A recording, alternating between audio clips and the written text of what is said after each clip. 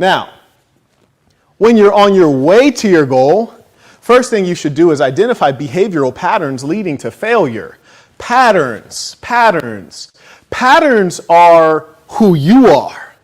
You can be known by your patterns, the things you do on a regular basis. That is what actually expresses you. If a woman tells you she doesn't trust you, she's observed your patterns. She either didn't like the patterns or she saw a lot of inconsistency. Patterns, very important. You have good patterns, you might have bad patterns. The question you should ask yourself, if someone was trying to predict me, could they predict me? And the things that they could predict or anticipate about me are those things that speak well of me? If someone said on a given day, if I were to see Elo, what would he be wearing? How would he be dressed? How would he be groomed? On a given day, if I were to see Corey, would his hair be cut? Would it be fresh? On any given day, randomly, you'll often hear people say things like, oh, you caught me on a bad day, or I'm not usually like this, or I don't usually react that way. Well, a champion, the beautiful thing about a champion is they perform regardless. Their cat may have been sick. Little brother might have gotten bullied at school that day. Might have found out that their girlfriend is pregnant, but she was on birth control. All kinds of crazy things could have happened that day. But whatever it is that they do, when they do that and they step into that position, they show up as a champion, which is to say they do the job at a high level consistently, showing discipline. And the reason it's easy for them to be good at that is because their behavioral pattern has enabled them to do that almost like you're sleeping when you do it. It's that easy. Because you've done it so many times, you practiced intensely and intently to perfect your practice so that every time you do it, it's so high level. And you're never caught off guard. You're never caught slacking or slipping because you really are that.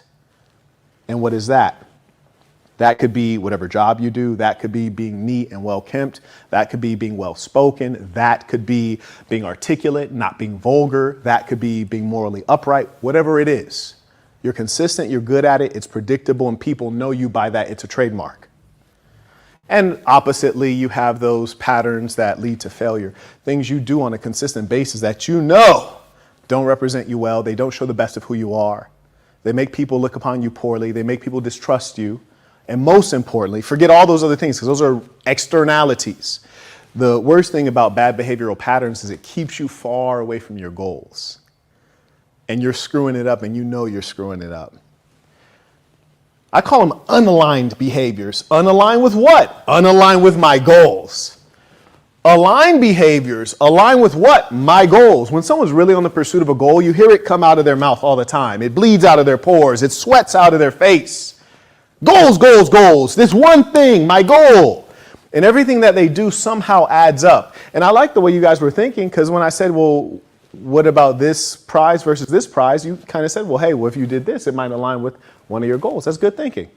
And that's how businessmen should think.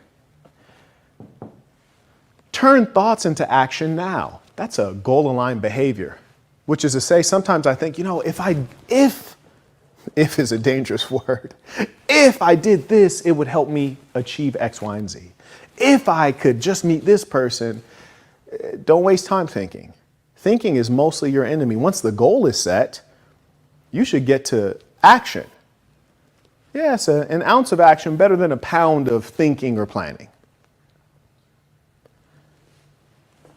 Turn thoughts into actions now. For example, if I said, hey, Corey, I'm thinking of doing a stand-up comedy thing here. I got the spotlight. We have enough space. We can host people. I want to do a stand-up comedy thing. Then we could have a discussion. Or I could say the immediate next step. What would be the first thing we need to do? Pick a date and time. We'd be much more productive to pick a date and time rather than discuss what the event could be. Boom, we have a date and time. What's the immediate next step? Who's going to perform? Okay, great. Let's create a list of 20 people we can think of and ask them if they're down. Okay, now we sent out all those emails. Now what's our next thing? How much time will we allot? Let's go ahead and decide on the time now. Action rather than thinking. This is why a lot of times in corporate they have long meetings. Too much thinking, not enough action. So anyways, always create these two lists.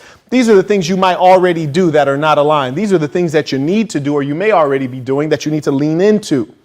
Get up when you wake up. I just named two things that are quite common among human beings. We can all probably utilize. We all overthink, even the best among us.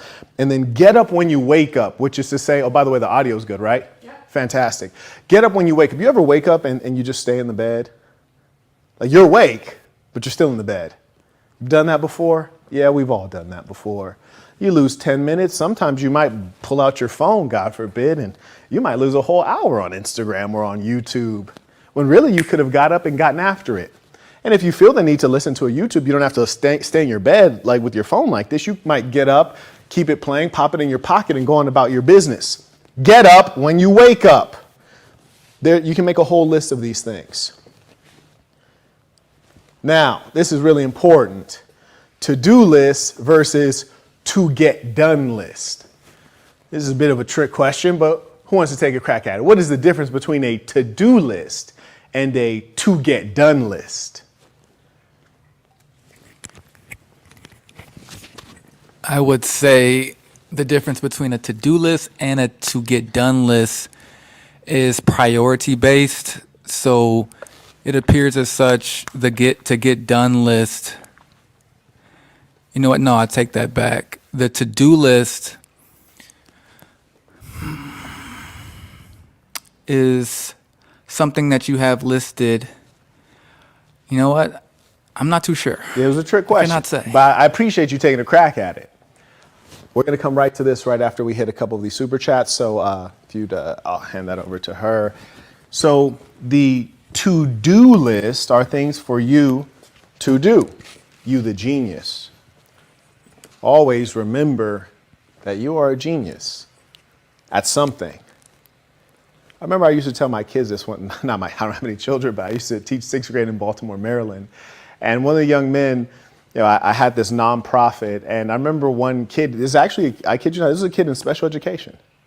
A lot of kids are miscategorized into special education, especially males. But anyways, it was a young man in special education, bright as all get out. And we're having a group discussion, and he said, we're going around getting advice from everyone, 11, 12-year-old boys. And his bit of advice was, remember that you are a genius. And I was like, that's cold, that's cold. That's true though, it's true. Everyone's a genius at something. Everyone knows something very well.